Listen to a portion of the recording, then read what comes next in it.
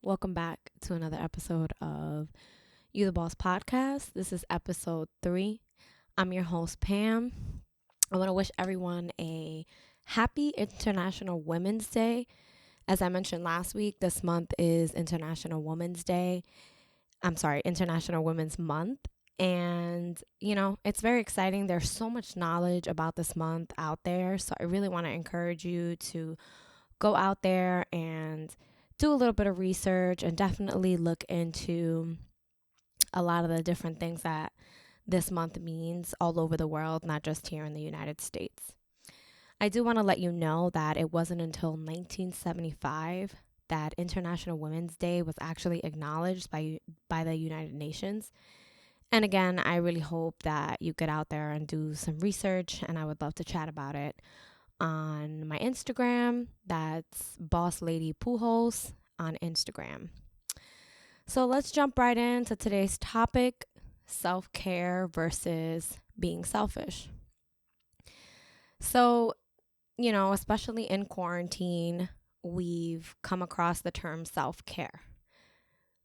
Taking care of yourself when you're stressed, taking care of yourself when you're sick, but also when you're overworked. You have a lot of emotional baggage, a lot of things going on. And it's almost become kind of trendy amongst companies where it's kind of like, oh, self-care, face masks and body scrubs and lotion and candles and have that glass of wine and eat that extra slice of pizza. And it's like almost like it's the cool thing to do to self-care. And don't get me wrong, I'm the first one to constantly do my self-care at the beginning of every day, at the end of every day. I'm the first one to say, I need my first 15, 20 minutes of silence in the morning, and mostly because that's like my mental preparation. And, as we've talked about, self-care is really linked to mental health. And I do want to say that I'm not a mental health specialist. I'm not here to give advice on those kinds of things, just kind of to bring some light on the topic of self-care versus, what it means to be selfish. And, for as long as we can go back, I'm sure there's been years upon years of our species where we've put ourselves on the back burner. You go to work and you don't take any days off. I know we have someone in our lives that hasn't taken a day off in 10 years, and they just go to work, rain, snow, hurricane, not hurricane. They are always at work. They're always there on time. And you're kind of like, wow, like that's really extreme. And then they go to retire and they have like 40 weeks of vacation time or PTO time or however, the different companies kind of acknowledge that too. And you're kind of like, oh my gosh, they never took a day off. So we've been putting ourselves in the back burner for so long. And so self-care has become a way that, in marketing with companies, they've decided, promoting that and in some ways kind of promoting it towards mental health, which I think is so great. I think it's positive to say, you know what, if you have a day off and if you have the time to take a day off and you woke up, after, let's say, post-holiday season, if you're in retail, and it's like the second week of January and you're like so burnt out because the last like 2.5 months you've been at work late, working long hours, just dealing with the retail kind of spin. And so taking a day off is good. I'm a supporter of that. I'm a supporter of using your PTO, of yes, going on vacation, yes, taking a day off to just lay in bed and spend time with yourself. It's not always masks and bubble baths. Sometimes it's taking yourself to the doctor. Sometimes it's, you know, just having a conversation with your mom or your dad or an aunt or a grandma, like someone that you can still reach on the phone. And sometimes self-care looks like, you got to put in your 2 weeks at your current job because it's draining you. Because maybe the career path that you chose is not the one that you want anymore. There's nothing wrong with that. And I think that even though those are bigger topics, like making a life change, like changing your career, I think that that's also part of self-care. And we have to keep those things in the back of our minds. We have to continuously give ourselves self-care. Again, Self-care is not only a day off. Self-care is a daily routine. Daily, maybe not being on your phone that first hour that you wake up, just so that you're not starting the day off by a message that you didn't want to receive on Instagram, or maybe the post of something political on Instagram or Facebook or Twitter or whatever the other social media platforms are. I can't even keep up these days. And, another form of self-care is having 8 ounces of warm water with lemon in the morning instead of just jumping right into grabbing a cup of coffee before you leave the house. There are little ways that we can take care of ourselves. And because this is so much more promoted now, it's definitely something that I encourage everyone to partake in, because again, self-care isn't only skincare. It's not only bubble baths. It's in the little things of our daily routines. So I'm sure at this point you're probably wondering, okay, so what does that have to do with selfishness? I promise I'm getting there. I've also kind of felt that, we've gotten to a point where the lines have been blurred between self-care and selfishness. Now, I do want to start off by saying that I don't want anyone who is listening to this to think, oh, she's probably talking about something personal, or, oh, that's not the case, or, I'm open to having different conversations about different things. This is just my opinion. And just something I've noticed. It seems as though that line between self-care and selfishness are blurred, because now it turns into, well, if I don't want to go to dinner anymore that I committed to 2 weeks ago, then I'm not going to go. And it's like, I'm tired. I've had a last hard 2 weeks. And when I made that decision, I was in a better mental state. And I do want to say that mental health is important. And I'm not talking about mental health here. I'm talking about the responsibility that we have to one another as humans. All we have is each other. And in a current state of everything around the world, where we're almost being bombarded with so much of the realities of so many things. If you've turned 30 in the last 12 months, you may have learned so much about what you thought you knew. And, showing up for the people in your life is part of accountability.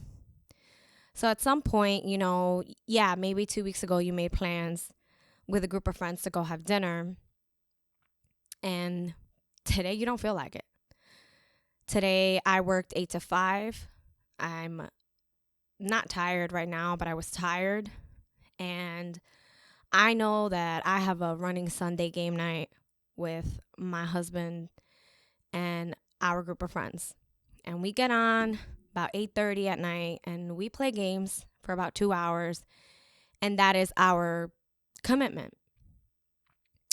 And the last couple of weeks, I've been a little drained because Sunday I usually work a full day, and I just kind of been like, oh, I just want to go to bed early tonight. I don't want to hop on the games. And I have because I said I would, and also because it's like our way to bond right now, especially with quarantine and all the things going on. And I come off feeling so much better. I'm so happy that I didn't make the choice to back out of what I said I was going to do in the honor of quote unquote self-care. And it's not to say that sometimes you do cancel plans with friends, because maybe you came down with a cold, and as we know, if you don't feel good, don't show up. But at the same time, I feel like that line of self-care is kind of blurring into, I don't care about anyone else but myself. And while I do believe that we should hold ourselves as a top priority, and we shouldn't hinder ourselves just for the sake of people pleasing, because that's also, I'm sure, to be a topic down the line. But, showing up isn't always going to be rainbows and butterflies. it is very interesting to say, yes, I'm exhausted, but if you need a moment to talk, like, we can talk. But it's also a time to normalize the moment of self-care for others, of saying, hey, I want to vent. Do you have a minute? Do you have the mental space? And also being open to the idea that someone may say, you know what, not right now. I think that we've forgotten how to be more human to one another. We're so full of TikTok videos and Instagram videos and YouTube videos and ads and Facebook and memes, and we've forgotten how to be present. We've forgotten how to, honestly, truthfully, how to drink more than 2 bottles of water during the day and lower our rates of anxiety. We've forgotten that, like I said before, self-care is not always a sheet mask and a bubble bath. Sometimes self-care is picking up the phone and calling one of your friends and saying, hey, I was thinking of you. I wanted to say hi.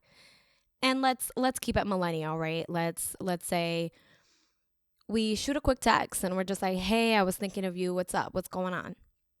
I personally have a couple of friends that I talk to throughout the day.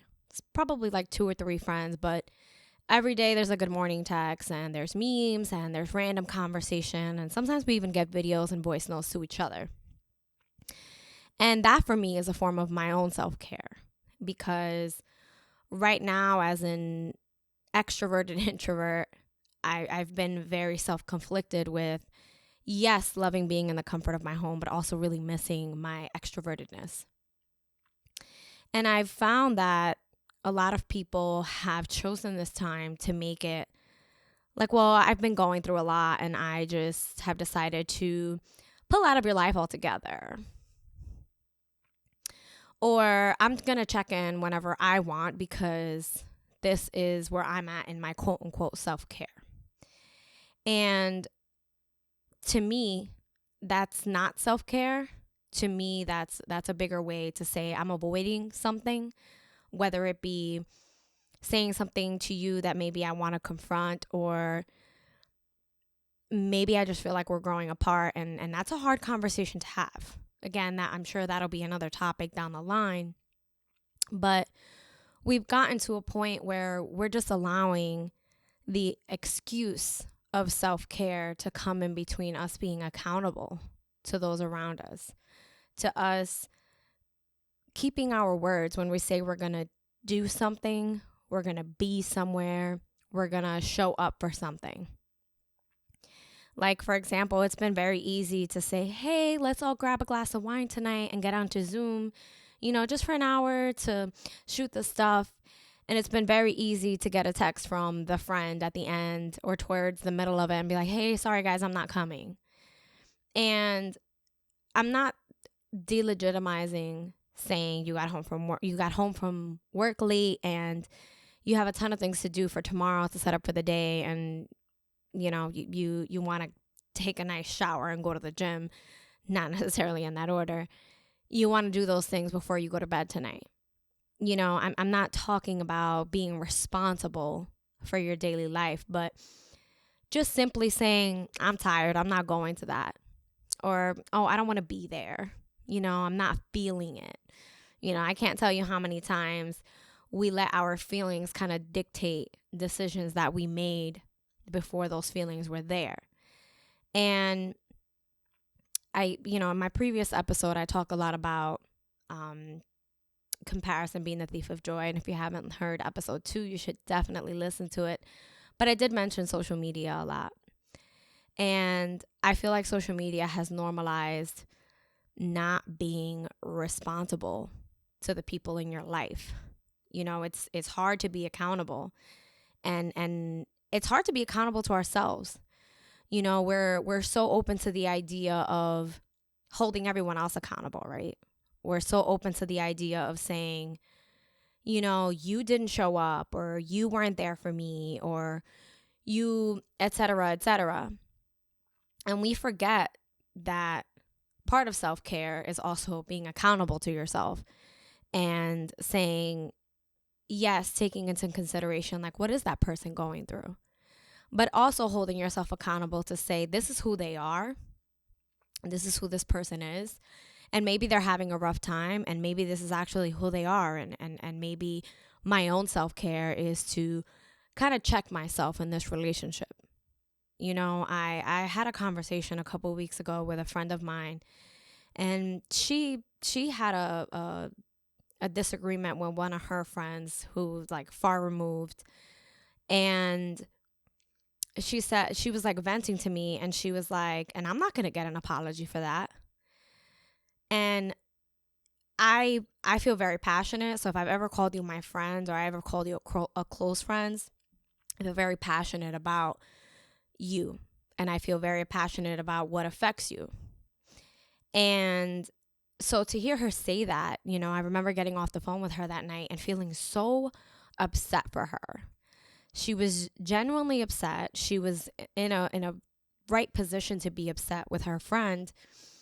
But to hear the art of saying, I'm not going to get an apology for that, I felt so saddened for her, because we've gotten to a point where maybe she was just assuming like that she wasn't going to get an apology. But also, how many times do we read on social media, we have to accept the apologies we won't get?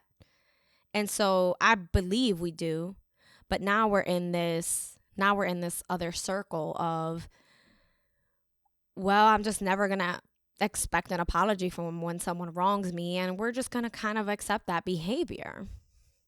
And so again, this is where that self-care and selfishness becomes blurred, because, you know, in a situation like that, let's say, for example, I'm trying to keep the peace and I won't bring something up.